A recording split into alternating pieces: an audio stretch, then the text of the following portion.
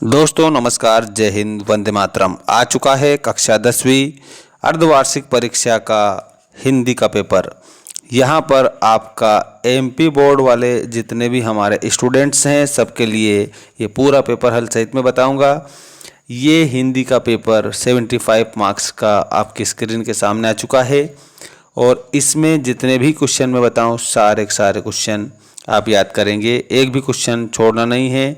तो आइए स्टार्ट करते हैं और इस परीक्षा में अच्छे से अच्छे अंक आप लोग लाएंगे सभी स्टूडेंट्स, ठीक है।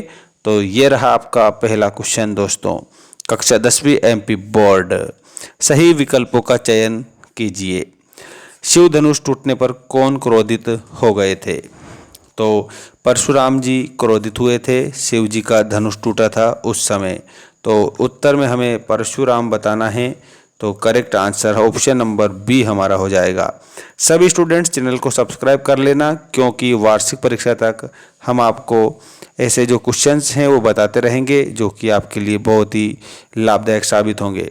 और आपकी जानकारी के लिए एक और बात बता दूं कि मेंस एजुकेशन हमारा ऐप है आप लोगों के लिए। एप्लीकेशन को हमने गूगल प्ले स्टोर पर अपलोड कर दिया है, तो आप जाकर इंस्टॉल कर लीजिएगा, ठीक है। देखिए, ऋतुकाल को कितनी काव्य धाराओं में विभाजित किया गया है? तो 3 काव्य धाराओं में विभाजित किया है। ऑप्शन नंबर फर्स्ट ही हमारा करेक्ट हो जाएगा। इसके बाद में शोक किस रस का स्थायी भाव है? तो प्यारे बच्चों, यहाँ पर आपको सारे 10 के 10 ही रस याद करने हैं। शोक जो है ये करुण रस का स्थायी भाव हो जाएगा, ठीक है। श्रृंगार रस का स्थायी भाव होता है दोस्तों रति। भयानक का होता है दोस्तों भय। और वीर रस का होता है उत्साह, ठीक है। ये क्या है सारे, ये सभी जो है ना ये स्थायी भाव हैं, ठीक है। और स्थायी भाव जो है ये रस का अंग होता है, ठीक है। और रस के कितने अंग हैं? 4 अंग हैं, विभाव, अनुभाव, संचारी भाव और स्थायी भाव। तो इस प्रकार से आप याद रखेंगे। यहाँ शोक का पूछा है तो हम इसमें करुण बता देंगे। अगला प्रश्न देखिएगा, भोलानाथ अपने पिता के साथ कौन सा खेल खेलते थे? तो भोलानाथ अपने पिता के साथ में क्या करते थे? कुश्ती करते थे, मतलब कुश्ती का खेल खेलते थे, ठीक है। इसके बाद देखिएगा आपका ये रहा अगला क्वेश्चन, अर्थ के आधार पर वाक्य के कितने भेद हैं? तो दोस्तों इसमें आप लोगों को अर्थ के आधार पर 8 भेद बताना है। और रचना के आधार पर अगर कभी आपसे पूछते हैं तो आपको 3 भेद बताना है। अगर आपसे वाच्य के आधार पर पूछें, ठीक है, तो आप लोगों को 3 बताना है। अगर आपसे अर्थ के आधार पर पूछे तो आपको 8 बताना है। अगर आपसे वाक्य के अंग पूछे तो आपको 2 बताना है, ठीक है। और यहाँ पर आप लोगों को एक और बात मैं बता देता हूँ कि अगर आपसे वाक्य की परिभाषा पूछे तो शब्दों का समूह वाक्य कहलाता है, सार्थक शब्द होने चाहिए।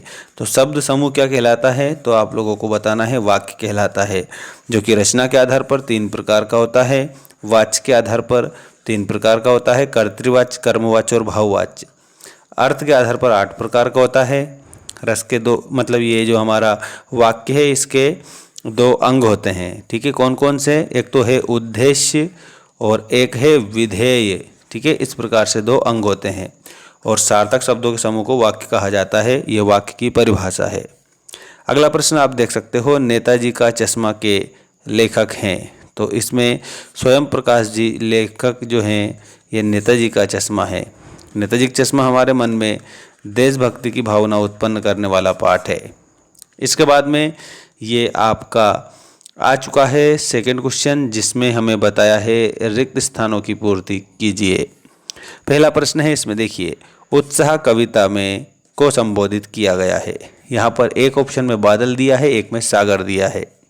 तो जो उत्साह कविता है उसमें बादल को संबोधित किया गया है, ठीक है।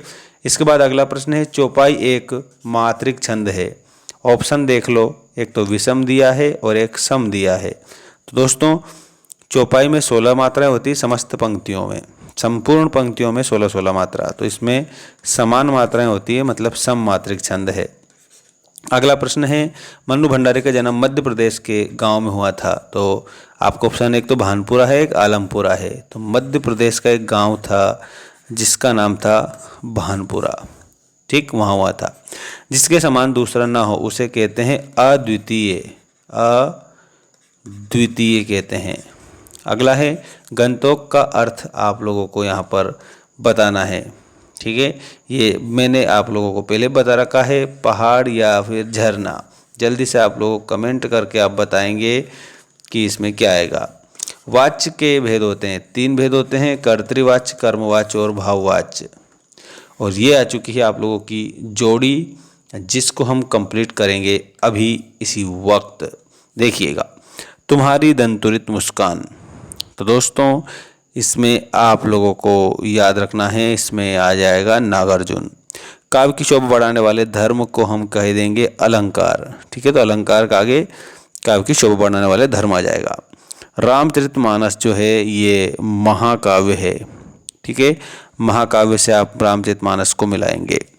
नाच न जाने आंगन टेढ़ा ये लोकोक्ति है। ठीक है, नाचू कसा आंगणों बांको।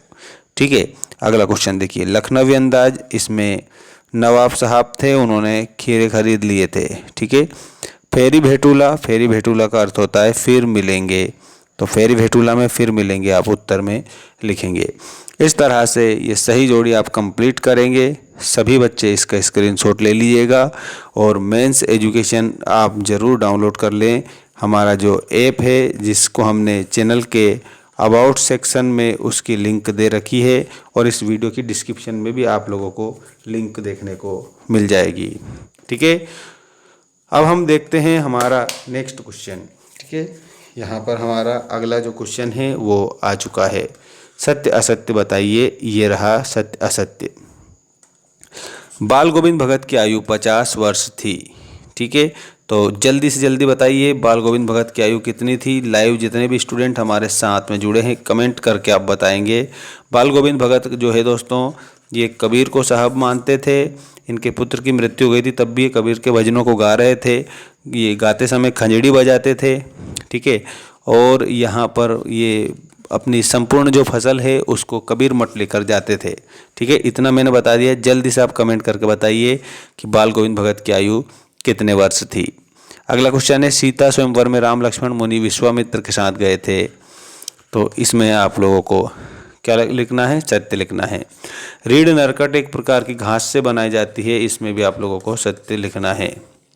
दोहा छंद में 16 मात्राएं होती है, इसमें आपको असत्य लिखना है क्योंकि 24 मात्राएं दोहे में होती है। पहली और तीसरी पंक्ति में कितनी 13 मात्रा होती है, दूसरी और चौथी पंक्ति में 11 मात्रा होती है।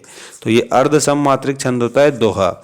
ठीक है ना, जैसे चलती चाकी देख कर दिया कबीरा रोए, दो पाटन के बीच में साबुत बचा न कोय। सज्जन में स्वर संधि है। देखो सत प्लस जन, ये ता में व्यंजन है, इसका मतलब यहाँ पर हमारे सज्जन में व्यंजन संधि होती है। ठीक है, यहाँ स्वर कहा है मतलब कि ये असत्य है।